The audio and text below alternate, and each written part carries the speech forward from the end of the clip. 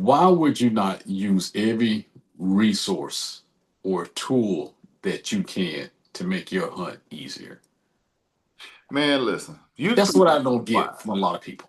You preaching to the choir because my life, people, talk about, well, the challenge and it's easy and it's shooting fish in the barrel. I will never understand. People make such a big stink about baiting deer, but we bait hogs. Some people they bait when they hunt coyotes. They use all kind of like electric calls and stuff to call in coyotes. People have been baiting fish since the beginning of time. Nobody blinks an eye, but as soon as you mention baiting deer, people lose their freaking minds.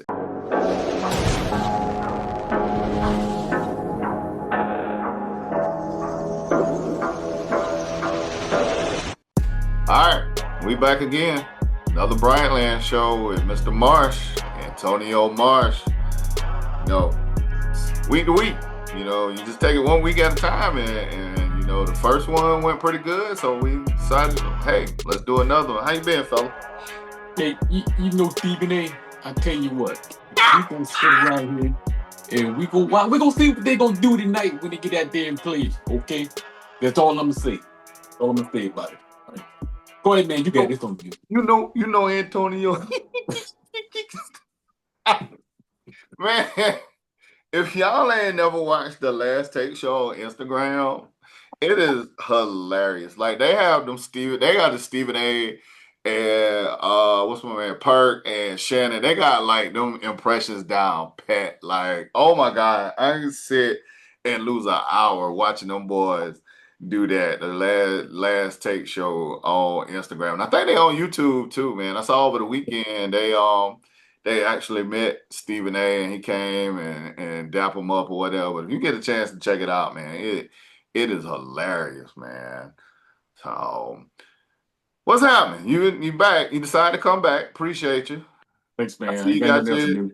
got your hat on. You got your Bryant Land t-shirt on. All this stuff available, at the Bryant Land shop, officialbryantland.com. We got to get some Mars shirts going. We got to get some Mars shirts going. So Look, I didn't get some trademarks on this stuff. That's what I need to do. I mean, Make sure that's the y'all shirt got on white. y'all got a dope logo, man. So we gotta get some shirts printed up. Gotta get it going, man. Gotta start making these streams. Also, word of mouth, man. Telephone, telegram. Tell a brand ambassador. Hey man, all So y'all companies, y'all see this now. Y'all need to go ahead and kick out some dough and throw some sponsorships. We got a lot of room on this overlay graphic to put some logos. So. so now really the real reason why we got that logo done. I don't know if I ever told you. Uh-uh. Yeah. So let's rewind. So we were doing it for the Hunt with the Marshalls page, but every year my wife does like a community service project, and so she wanted a logo on a shirt that we could wear when we did the project. Okay. Yep. So that year, remember, COVID was still heavy. Yep. So that year, what we did, we made a bunch of bags with socks, toothbrushes, masks, sanitizer. I was like toothpaste. So we went downtown Columbia and was handing them out to the homeless people. Okay. And it I'm had like, the hunting with the marshes on it? so we had the shirts on. Okay. While y'all was doing the project. Gotcha. Okay. So we'll walk around Columbia, handing the bags, have on the Marshall shirt on. So me, me, I'm a little different at them. I said, look, we're gonna walk around Columbia. I have a concealed weapon permit for a reason. So Yeah. so Yeah. I'm gonna make sure we're walking around that we somewhat protected. Okay. But that's another story. So we going through, some were very appreciative of the bags, some weren't. But I told her, I said, that's just what it is. Right. So there was one guy, we came off of, was it Assembly and Main Street? Guy was sitting in the corner, he was minding his business. And Okay. I knew it. I said, eventually, somebody's not gonna want this damn bag. So my wife, she walks up, she had the bag, she's like, hey sir, do you want a bag?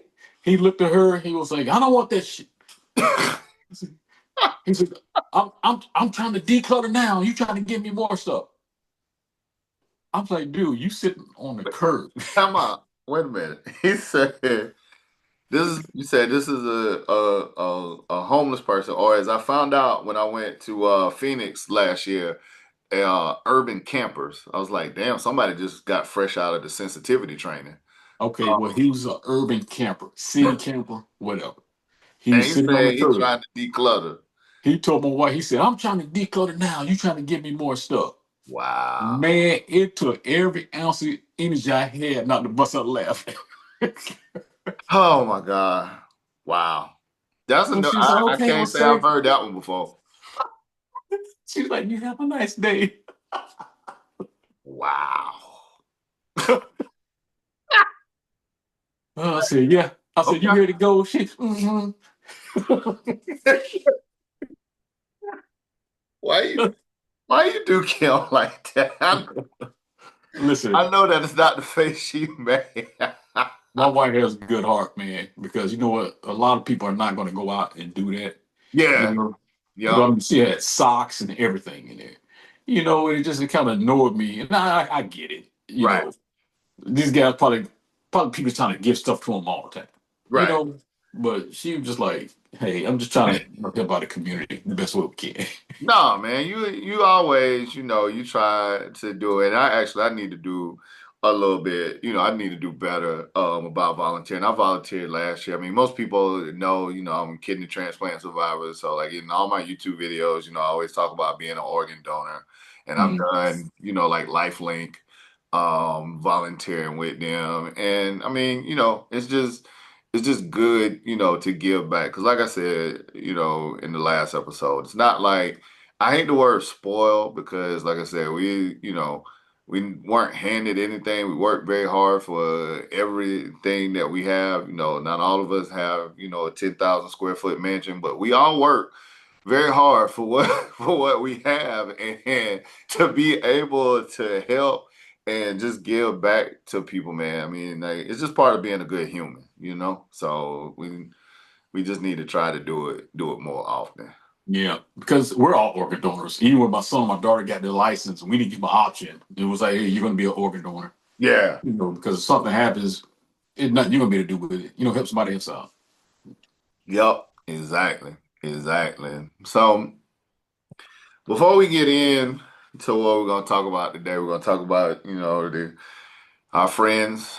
Well, I shouldn't say our friends. You work for them, the government, sticking their nose back in people's business. Before we get into that, I was trying to do math before we started. I'm not the best at math, but I think as we sit, we record, I think what is like the second week. No, we're headed into the last week of June. We are 9 Saturdays away from the start of Gamecock football. How's it going down there in Columbia? Columbia is always a weird place. Like I feel like our season starts the same every year. Everybody's like, "Oh, we're great. We're gonna do this, yada yada yada. We do that," and then we come out the first game, and then we barely beat Georgia State or whoever the hell. Like, so what's the buzz around Columbia so far? You know what? It's kind of quiet. It's not too much going on about football yet, It, surprisingly. Because I normally mean, but last week of June, in reality, like, and we talk about this all the time. I take great pride in being a realistic fan. I do not, excuse me, believe in being delusional. I am not one of those like, oh, every year this is our year. This is going to be our year. Like, I need to see what's going to happen. People get excited about recruits, people get excited about, people that are coming in, transfers and stuff until you actually set foot on the football field. Like, I don't care about spring practice. I don't care about, fall practice. Like, I want to see when you lace them up and toe meets leather. But I know a lot of people nationally, our boy Lenore Sellers has gotten a lot of traction in the off season, supposedly turning down $8 million in part of his NIL. I'm thinking it was probably from Alabama, those dirty sap suckers. Um, and his daddy was like, "You don't need 8 million. You are where you need to be." Now, fun fact: my freshman year, I roomed with his cousin. We're around the same age at Carolina. Shout out to Calvin Sellers. And we went to church together. Like we grew up in the same church and stuff in Florence. And so we roomed together. But Ola Norris and his daddy said, "Hey, you came to school to get an education, you don't need 8 million." Um, I mean, I don't know Woo. nobody that don't need 8 million, but I'm glad he's staying in South Carolina. Yeah, I didn't know Alabama was trying to go after him. I think it's out. Nope. From everything that I saw, nobody actually said who it was, but it wouldn't surprise me because Alabama been buying football and buying championships, for a long time. That's how Nick Saban got to be where he is. You can't tell me nothing. I don't want to hear nothing about the Pound Puppies up there over in Athens. And they trying to do the same thing. So, I mean, but what if your son had the chance to make 8 mil, playing whatever, football, track. I think well, your son ran track, right? Mm-hmm. Track and soccer. Track and soccer. Well, you ain't gonna get 8 million on soccer. That just ain't gonna happen unless he Yeah, going overseas. unless you go Oh, overseas somewhere. but if they came to him and say like he was at, I don't want to besmirch anybody. I don't need no HBCU hater or whatever. But he was at South Carolina State or Benedict, wherever, and Carolina or Tennessee or somebody's like, "Hey man, we give you 8 mil." You gonna tell them like, "No, you made a commitment. This is where you stand." So that's a lot of church's chicken with coleslaw. Just saying. Throw some fries in there too while you're at I don't know if I can tell the church's chicken story and still stay on YouTube, but just know there's a backstory with Benedict College and Church's Chicken. And it. if this podcast ever blows up like it should, and we start doing road shows, maybe I will tell it. If we ever get blessed to the point that we can do a live show, I will tell that. But just know that there is a very hilarious backstory to Benedict and churches. Just saying. I can't believe you actually said. Man, let me tell you something. Oh I my was God. at the church's chicken on Two Notch in Decker a couple of weeks ago. I have never been more nervous in my entire life. They've rebranded it. Like the ones that I've seen now, it's like Texas's Church's Chicken or something like that. Like I never knew um that it was affiliated with Texas. Like I don't know if that's a new thing or what. Did you just not hear where I told you which churches I was at on Decker and Two Notch? Hey, I'm in there with my khakis and my Columbia rain jacket and my spirits on. And these guys coming in, I'm just like, yeah, I just look so out of place right now. you worried about the YNs? Listen, you can't look hard in khakis and a Columbia rain jacket and spirits. Hey, hey, hey, what I you don't doing care in here? how what, hard what I you was doing trying in to here, maneuver. That's how You they go. know, Hey, like, what you doing in here, What are you you know. Then the one girl left and came back. You didn't put my peppers in there. I was just like, man, I just trying to get this two piece and get out of here. First of all, I didn't realize people still went to churches. Let's start there. Second of all, I'm surprised they ain't gentrified the hell out of Two Notch. It's getting close. Yeah, Yeah, yeah. it's getting Uh, close. I'm, I'm surprised, but yeah. So kudos to Mr. Sellers and Lenore for sticking it out. But we'll see. We open up with Virginia Tech down here in Atlanta. August, I think it's 30th, either August 30th or August 31st. It's right around my birthday, so I think we're gonna try to go go to that. Then I saw Okay. we play South Carolina State, I think the 6th. Then we play Vanderbilt, I think on the 13th or something like that. To start the season. So I don't know. We'll see. We'll see what old Shane Beamer and Beamer Ball got cooking up. Yeah. I think they'd be all right. I think That's they'd be what pretty. that's what we say every year in June. And then, like I said, the first game would come out, and then next thing you know, it's in the fourth quarter, and it's 10-7 against freaking Georgia State or something like that, or Old Dominion. So anyway, baiting. So we, you know, I am undeniably a masturbator. You can do whatever you want with the play on words, but when it comes to hunting deer and hogs, I stick me in a blind, put me over a corn pile, and let's see what happens. I understand that it's not everybody's preferred method of hunting. I know you have personally debunked several rumors of what deer will and will not do over bait. Yep. So I will forever tell people when they be like, "Well, big bucks don't come to bait, and you ain't gonna kill a big one over bait." And I'm just like, okay, maybe you All right. won't, but I know somebody that has done it and did it pretty regularly. So that's what we do when we hunt, when we bow hunt, we bait deer, we do it around here, we do it proudly. So that's that. But now your friends, or should I say your employer, the federal government, has stuck. Well, I don't even think it's federal government. Let me stop because I don't want nobody in the comments. You spreading misinformation. It ain't the federal government, by God. State governments. See, either way, it's the government. Alabama, I know for sure they have a license that you have to buy in order to bait deer. Now, the state of Tennessee has followed suit. They have legalized baiting for a fee.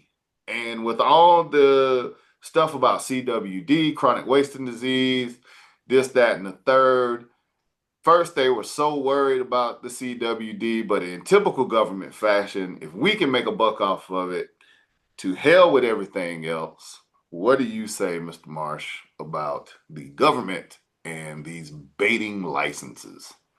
Well, it's really simple. And you said it. The government gonna get their piece. Okay. I don't care who you are or how you think you'll get around it. You better have a business where you ain't filing taxes and doing something. Okay. The government is not about to let you get away with free money. I At did some freelance consulting one time. I was gonna get a free check. At the end of the year, the guy said, "Oh, here you go. Here's the Schedule C." I said, "What?" all. Yeah. He said, "We're not gonna just cut you a check. You're not gonna Right. pay something back." Right. The old Schedule C. So yeah, Alabama has followed, or should I say, Tennessee has now followed suit. They passed a bill that will now charge, I believe it was $15, for in-state or yeah, for residents, to pour out corn or bait or whatever your bait choice du jour in order to hunt deer. Like I said, I was familiar with Alabama with the license. I think theirs is $15 for uh residents, non-residents, whopping $50 to put out some corn. Now I know the comments will be littered, and people listening to this will say, "Well, if you learn how to hunt, you wouldn't have to use bait." Again, I don't know if I necessarily agree with that, but it's just the fact that on private land, and now when we're not talking about public land, obviously on public land, government lands, federal forests, things of that nature, those rules are completely different. But on private land, it just goes back to it's my land.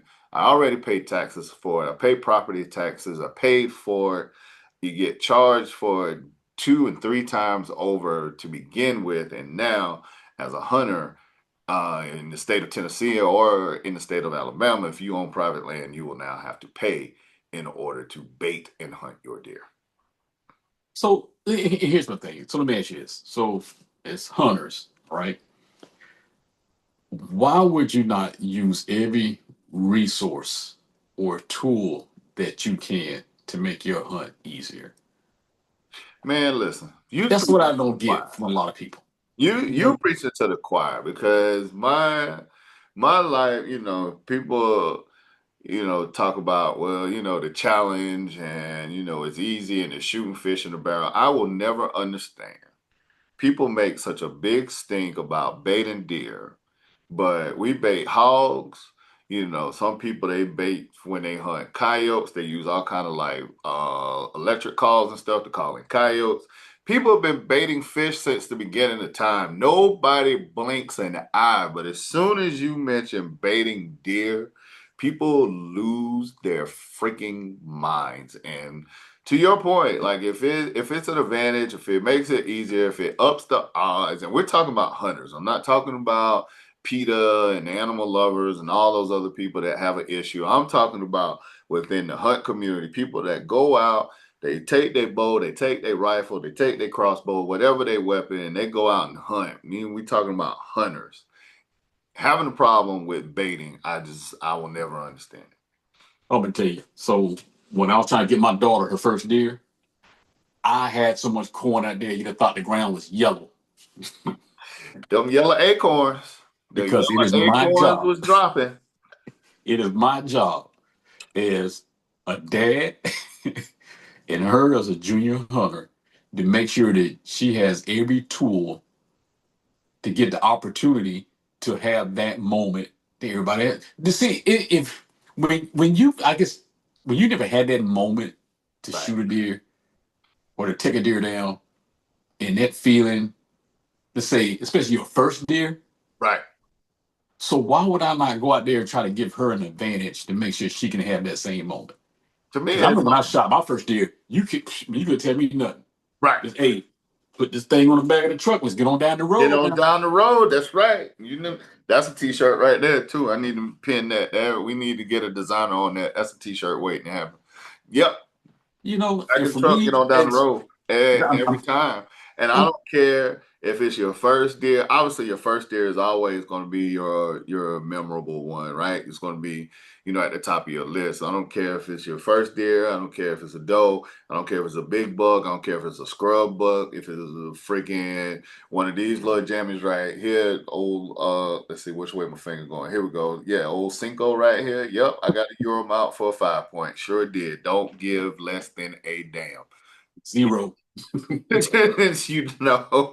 Like it's all about going out and enjoying it and enjoying yourself. And like I said, like you said, whether it's your first deer or the last deer of the season, like every deer that I've ever shot with my bow, I've enjoyed and I've enjoyed it thoroughly. I got it on video. Like I started a whole, little sub like video blog called Wild Chase that is also on the Bryant Land channel. Like, you know what I'm saying? Like it's just a good feeling. Like I said, whether it's the first one, whether it's small, whether it's big, like it's just, if you just enjoy hunting, enjoy being out in the woods, and like I do, just enjoy, taking animals with a bow. Like, why not give yourself advantage? Get the trail camera, get the cell cam, stay out the area, use a feeder, use, different feeders, use different methods, like whatever the case is, that's gonna give you a chance to up your odds to see that game and to take it. And the other thing too, I'm gonna say this: what people don't understand, like the older I shouldn't say the older, but just life happens, right? Like whether you got kids, whether it's work or whatever, like everybody don't have like a whole lot of time to be out there. Some people are truly weekend warriors, Friday, Saturday, Sunday. That's all they got. And in Pennsylvania, they don't even have Sunday. Like they got Friday and Saturday. That's all you got to go out and try to make it happen. Why not give yourself the best chance, the best opportunity to make it happen? I don't understand. But Yeah. Hey, it's like studying for a test. Do you not study for the damn test? you know, Do you just go in and let them take a test? Study for the test. right. You I get do. And I'll tell you what. And then, so would she have killed a deer without the corn? Who knows? right. But I remember one classic statement that morning. Dad, he got corn in his mouth. What else? Before it did what he was supposed to do. Right. What else is there? That joy, that moment, like nothing would take that, will ever take that away from you or for her. And again, if you don't want to, that's fine. Don't. Nobody's standing behind you saying, "Oh, you got it bait." But for the rest of us that like doing this, leave us the F alone. You know what I'm Like, saying? Here's my thing is, don't knock somebody else's hustle. right, right. That's all. You know, You do you, I'm going to do me. right. The public land guys that go out, grind, get it on public land. God love you.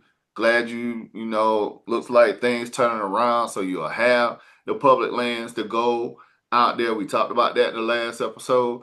But however you choose to do it, as long as it's legal, within, the regulations of your state, your area, wherever you hunting at, then go out and do it, man. Go out and enjoy it. Go out and have fun. Like, to me, this is you're supposed to be having fun. Should I have just as much fun as I kill a small doe at the end of the season, a big doe on the first day, or like I said, a scrub buck or a big buck or whatever the hell, like in between. Like, as long as I'm out there in the woods and I got my bow and I'm sitting in a blind, I'm good. Yeah. Listen, I done had some old neighbor tell me, yeah, I ain't no big advocate of hunting, but you got some more than venison sticks? Get out of here. Don't even get me started on the people that, don't put in no work, don't come, don't help you feel not nail feeder, don't clear no trails, don't cut no limbs, don't put up no blinds during this time of the year, especially like June as we recording, like I said, it's late June, so it's hot. Like today it was 98. Excuse me, it was 98 down here in Georgia. Heat index of like 100 and something or whatever the hell. Um, you know, you can't find nobody during that time. But when you start posting pictures and posting stuff in your stories and whatnot, then people come out the woodwork. Hey, Bo, let me get the stick. Let me get some. You know, pecking You at got any ground. for that deer meat? Let me get some ground. Let me get some of that stew meat. I heard about that stew meat. Let me get. Hey, man, how about you go buy a bag of corn? Like, you know what I'm saying? Contribute to this process. Like it is classic. If you wasn't with me shooting in the gym, or in this case, shooting in the woods, like what we talking about? Like I said, don't get me started on that tangent because they come around every year. This is the same. It's the same old story. So Whatever. When I get that land, I'm gonna have about 4 or 5 feeders out there. I'm putting corn down. Yeah.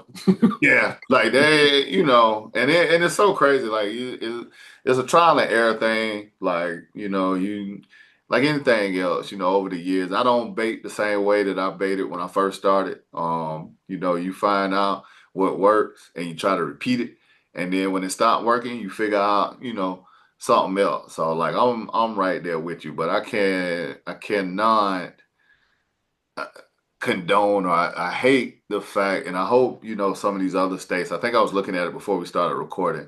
It's like 27 states where you can bait deer and hunt, deer over bait. And I just hope like the other states we was trying to research. We are our own research staff here on the Bryant Land Show. We were trying to research, like other states that make you pay, and the only ones we could come up with so far is Alabama and Tennessee. But hopefully, other states will not follow suit. Because the other thing too, right? You paying this money, and out of staters, we're always gonna get hit the hardest. We're gonna get Mhm. hit the hardest with the tags. We're gonna get hit the hardest with the fees, or whatever, and that's fine. Like, okay, I get it. Whatever. But this baiting license now. You made such a stink, excuse me, about CWD, chronic wasting disease, and how it's bad for, deer and bad for, the woods and the environment and whatnot. But yet, you're gonna take, you're gonna say, hey, if you want to bait, okay, you can do it, but um, we're gonna charge you for it. Where's that money going? Like, what is that money going to do? Like, is it going to CWD research? Is it going to help the problem? Like, is it going to, like help, like public lands? Like, where does this money end up going? That's the thing that I always worry about, because wherever they say it's going with the government, I just feel like it's going to take like 3 or 4 detours before it gets to the actual spot where they say it's going. You know what you can compare it to? The building fund. Where does the building fund go? We got we got the regular tides, and we got the building fund. You go to that same trip for 30 years, and that building ain't been renovated not one time. Well, I forgot the comedian. They was just like you. I think it was Steve Harvey. I can't remember who the comedian was. Just saying. We had a building fund for over 20 years, and they ain't got so much as a damn doorknob on the door. What are they doing now? Where that building fund at? That's what that bait money is gonna be. Just saying. I know it's not going to go to fix any roads in South Carolina. I can promise you that, but I don't know what it's going to do. Yeah, yeah. I just keep it real. Well, nothing is ever gonna go to fixing the roads in South Carolina or Georgia. Like it's so many times you get caught in traffic just going up and down, like back and forth to Atlanta, and it's construction. It's like, okay, like damn, this is the longest construction project. Hell, the 12,000-foot Marsh Mansion got built faster than a lot of these construction projects. So it did. Look, shout out to Steve Applewhite, because that man built the house during COVID, man. He put that thing up. Hey, he did. It's like I went out there the first time, like when y'all first started it, and then it was like the next time I came, it was like when I went out there the first time, it was like a shell. Like you could see like like the plywood and like all the beams and stuff. And the next time I came out there a few months later, it was just like, man, look at this 14,000 square foot mansion. Like, I swear to God, this house has got 20 different damn sizes every time we attempt to talk about it. He worse than my son the first time he came. So I actually bought him in the front door. I said, I can take the garage, I'll take to the front door. He get a tour. He looked at me and said, why did y'all build this house? I said, because we can. right, we work for it. This is Go put your bag upstairs and get out my face. Oh my God. The only thing missing is the elevator. That's all. Man. So this dynasty would be yours one day. That's right. Exactly. This palatial estate. Just walk outside, deer. It's almost like coming to America. You just walk outside in the backyard, and deer just be running by and just pet them and say, hello, Bedbar. And just run. And you know what? I thought about when I sent you that ADT camera that day with the deer crossing the driveway. I said this to the wrong damn person. Man got his own set of deer out there. He ain't talking about he ain't got nowhere to hunt. He got his own set of deer. The only thing you got to do is ask the former mayor for permission. He come by your house every day, every morning. Hello. And hey, what's up, Steve? Yeah, see, that's all you. It's like, hey, I need a favor. You say you got. What you say? You got people with what you say in the last episode? You know people that know people or something like that. I don't know. I say a lot of stuff. I don't know. I'm beginning to think, because I think we talked not too long ago. So I told you my buddy Corey. I called him one day, and he answered the phone. He said, "Hey, I'm you on speaker." Hey. I was like, "Okay." Then I turned and called you, and you told me, "Hey, man, hey, my dog's in the car." I said, man, I'm starting to feel a little way about myself. I don't know why. You should not. You absolutely should not. If there are two people that should not be on speakerphone that need a fair warning, is you and myself. I was talking to somebody the other day. I was just like, "You got me on speakerphone?" It was like, "No." It's like, "All right, don't play, because that ain't what you want." that ain't what you want, man. Damn. I was looking at. Matter of fact, you sent me some. Talking about bourbon. You sent me some. I think yesterday. One day you sent it I to me. mean, yesterday, day one or two. Yeah, because you sent me so many daggone reels. Like sometimes I have to go back and I have to sit through. I'm like, okay, wait a minute, nah, because No. they come fat between you and another friend of mine. I'm like, damn, y'all don't do no goddamn. I'm sorry, I forgot YouTube. Y'all don't do no doggone work.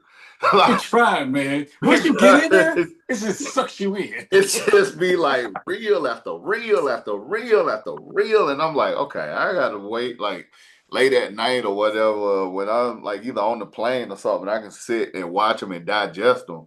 But you sent me a reel and it had by these guys, the Whiskey Boys. Now I know you're a big Yeah. bourbon guy. You can look at the background and tell.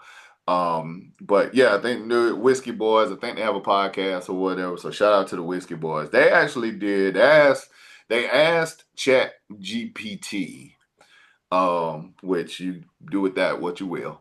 Mhm. Um, what was the top 10 bourbons? And I mean, since I have my own personal bourbon connoisseur, I didn't go into 10, but I cut it down to their top three. And their top three at number three is started with Maker's Mark. Number two is Buffalo Trace.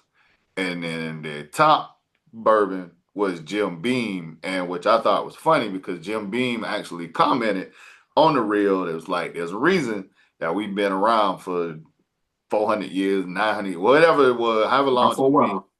been around. Yeah. It was like, there's a reason why we've been around and been number one for a while. So what do you think about that list? Jim Beam number one, Buffalo Trace number two, Maker's Mark number three. Okay. You want to tell you my personal opinion on when people start rating bourbons? Mm-hmm. There's no such thing. Yeah. And this is why I say that. Everybody's palate and taste is different. Yep. Okay. Yep. I've had bourbons, I've opened them, come back 6 months later and be like, oh, this is actually pretty good. Right. So you gotta find what you like. Yep. My wife's a rye person. She does not like rye. You know, your taste is going to change. I will tell you this now, based on experience from going on the bourbon trail, Yep. I completely re-ranked my top bourbons. And the reason I did that was because of the service that I was given at each of those distilleries. Okay, So I can see that because you you see, are a big service experience person. Like that, if I don't know yeah, anything else about you, like custom, like you got to have A plus, Chick-fil-A style customer service. So that's going to influence a lot. And then shout out to the Bourbon Trails in Kentucky as well. You are latched in deep with the folks on those bourbon trails, and I'm pretty sure they're gonna see this. And all I'm gonna say again is there's a lot of open space on this video overlay once I put it together, and that space can be yours for a nominal fee. So yeah, yeah. sponsorship. I'm gonna tell you because special man at Heaven Hill, Jeff Crow, shout out to him. Mhm. Jeff, the service they gave us the last time we went, phenomenal. Um, my man Trevor down in Maker's Mark, the VIP experience manager, Yep. unbelievable. The Trevor, the knowledge he has at Maker's Mark. And let me give a shout to Maker's Mark because when we first did the tour there, one thing I thought was impressive about Maker's Mark, they said when the pandemic hit, Mhm. Maker's Mark didn't lay any of their people off. Hmm. Nobody lost their job. Okay. That tells you how much money the bourbon industry is making. Right. I don't care what everybody's saying about right now. There's some rumbling in the bourbon industry. People are still gonna buy liquor. You can have all the vodka, tequila, you saw there. Bourbon's going to be bourbon. That's Bourbon gonna be bourbon. Bourbon is a gentleman's drink. It's a madam's, a lady drink, and you're yep. gonna drink it. Pairs well with the cigars. I've seen when I was doing looking at some other stuff before, I was thinking about bringing you back in and getting you back involved, with the podcast. And I know like the bourbon, like I said, you basically put down your bowl and picked up the bourbon bottle. And I promise that's not as bad as that sounded. But Yeah.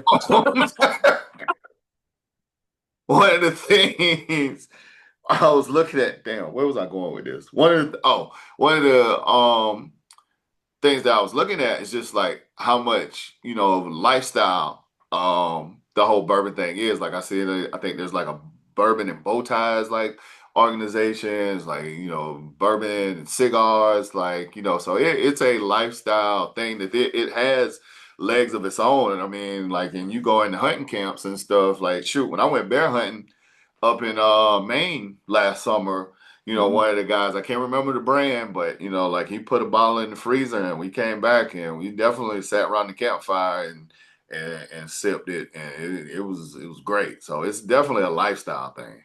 Yeah. Now I will say now Buffalo Trace. Buffalo Trace is one of my top three. Okay, Okay. so Maker's Mark, Heavy Hill, Buffalo Trace. Those are my top three. Okay. And Buffalo Trace, Freddie Johnson. If you get a chance, there's a special on Netflix called Neat. If you get a chance, check it out. That man has so much knowledge in the bourbon industry, it makes no sense. Wow. So when we actually went and did the tour at Buffalo Trace, we were checking in, and the lady says, she says, "Oh my God, you guys are in for a treat. Freddie's doing your tour." So Mm. me new to bourbon, I was like, "Freddie who?" She looked at me How like, dare you? have you lost your mind? So my wife's Googling him.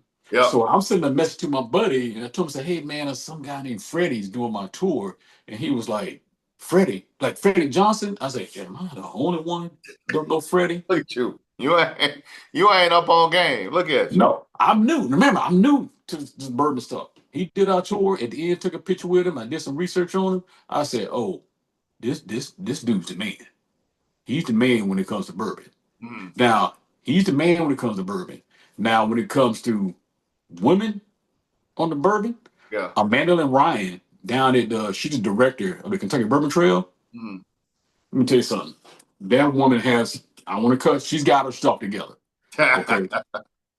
When, Yeah. when, when, when I tell you she knows the ins and outs of that state when it comes to distilleries, Mm. bourbon, just the people, the knowledge, it's unreal. Matter of fact, she sent us something today because I told you that because we finished all 46 distilleries that's in the book they have out now. That is crazy. Hold up. Stop. Time out. Stop right there. Because I mean, that's got to be like the equivalent of something like Grand Slam. So y'all are taking tours in 46 distilleries in Kentucky. Yep, And how many years it took y'all to do that? two maybe, Two? maybe two. That's a lot of damn bourbon, boy. It's So it's amazing you still upright. That's a so lot here's of so bourbon. so here's a little backstory. I don't think I ever told you this. So here's how it happened. So my 50th birthday, Kim was like, "What do you want to do?" I was like, "Well, I don't know." She said, "How about do the Bourbon Trail?" Yep. I said, "Okay." I said, "Well, let's do the Bourbon Trail." I went on there and I booked 23 distilleries, I think it was. 23 or 24. In a weekend? Yeah. I don't know. Adam, I don't know what your thing is doing here, but this thing's trying to give me some kind of. But no, so no, it's 8 days. I'm gonna see the video. So Okay. what happened was while we were doing the tour, I took pictures in front of every distillery, Yep. took keepsake photos. I came back, I put it together because I put a video together now. Yeah, yeah, yeah. So You. I put the video together Yep. and I put it on the Instagram, and she saw it. And she came back and was like, "Hey, am I getting this right? You guys did how many distilleries in 8 days?" I said, "Yeah." So this guy jumped in from one of the tour groups and he was like, "Yeah." He said, "I saw him. I remember him." And she was like, "I cannot believe you guys did that many distilleries in 8 days." So now I'm like, okay, I want to do this whole 46. So then we went back second time, Labor Day of last year, Uh, and we did 17 distilleries in 4 days, I think it was. And then we went back Kentucky Derby. We finished those last seven that was up there near that northern, I think it's Hebron, Kentucky, Northern Kentucky Airport, Deborah. that area. Yeah. Uh-huh. So at the end of the day, We did 46 distilleries. I think we drove a total of 1,600 miles, something like that. It Wow. was. I'm gonna send you the video. So today, UPS showed up, and I'm gonna grab this right quick, and I'm gonna show it to you. So UPS showed up at my house and dropped off a package, and I didn't know what it was. And when Uh-huh. I opened it up, let me show you what she gave us. She sent me and Kimberly Oh wow. this right here. It's like a She wood said plaque, right? it's basically a stave Okay. from a Yep. barrel. Yep. And Yep. it said finished 2025 Kentucky Bourbon Trail, Kentucky Bourbon Trail Craft Trail, 46 distilleries. That And is she wow. sent both of us one of these, and also she gave us another little placard thing here that has all these coins that go in it. Wow.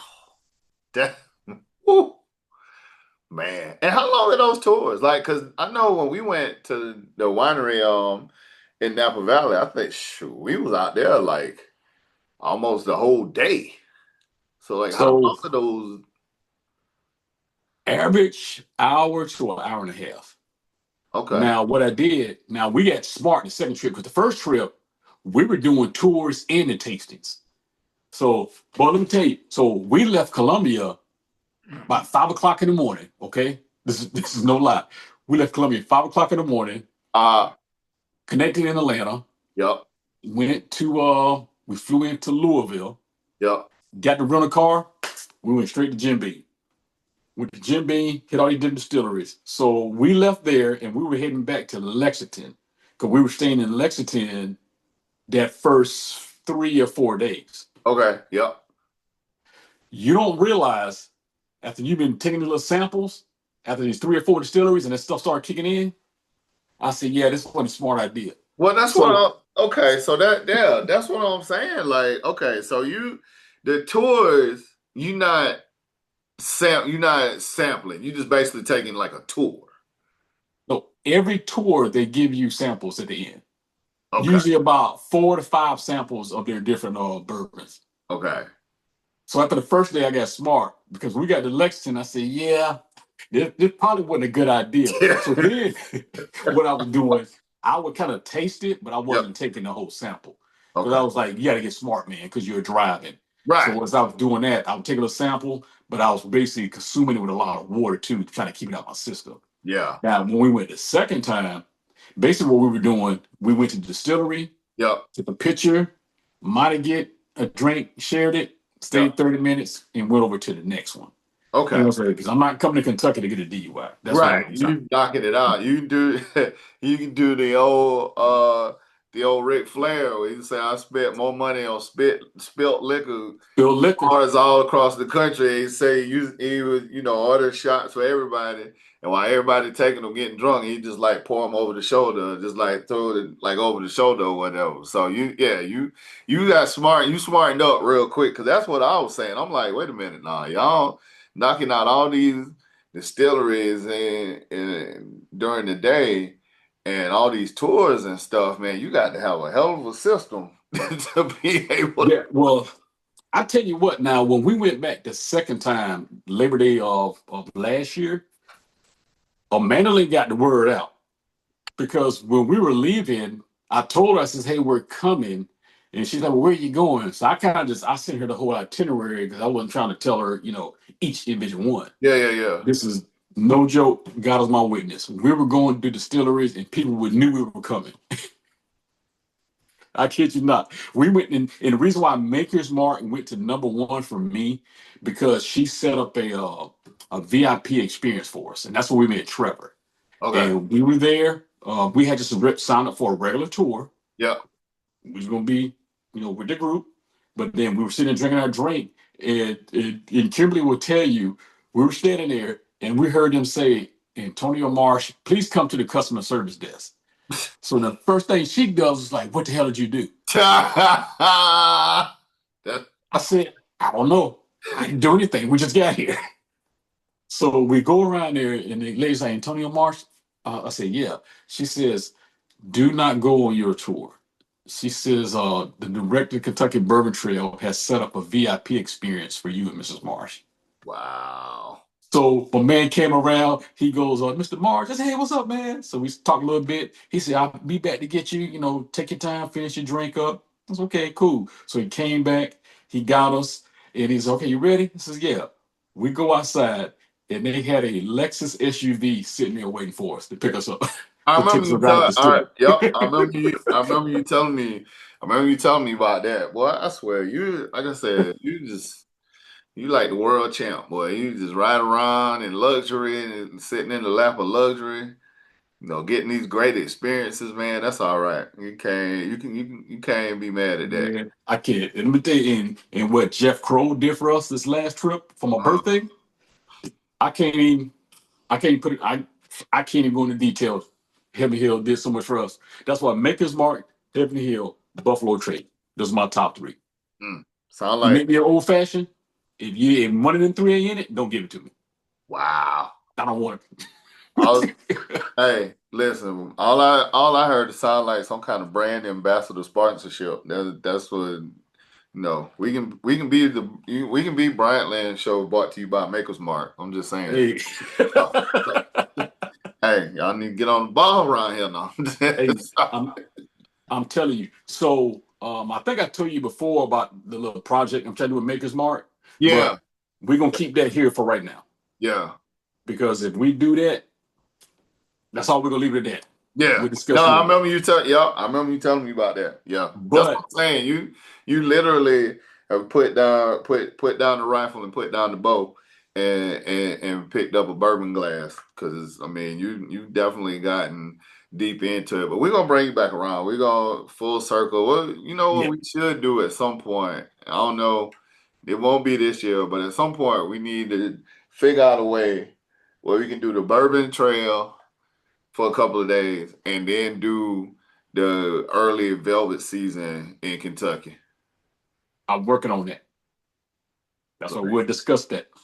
So I got the green light on the filming stuff that I was uh, trying to do. If we do that project, the man uh, said he just needs you to fill out some form. I don't know what it is, but other than that, we got a hunting thing trying to put together. But I'm working on it, boss. I got you. I got you. yeah, it probably an NDA or something like that. Yeah, because when they put together them things like that, they don't want it, to get leaked out or people to find out about it beforehand. But yeah, like we definitely need some kind of early Kentucky Velvet and Bourbon Trail like mashup or something because that would be right up up the alley. But man, let's go ahead and put a bow figuratively, all pun intended, on this episode, man. You got your okay, Jim Duggan. Just walking around here. You didn't think I know that, did you? Caught you off guard, didn't I? Uh huh. Got you walking around here with hill 2x4. Man, make sure y'all give us a like, give us a follow, a share. He is at Hunting with the Marshes. I am at official Bryant Land for everything. Make sure you like and subscribe to this podcast here. Still listening to us on Apple, Spotify, like all of the channels, man. You can find this podcast. We appreciate y'all, and then we'll come back and we catch y'all on the next one. All right, man.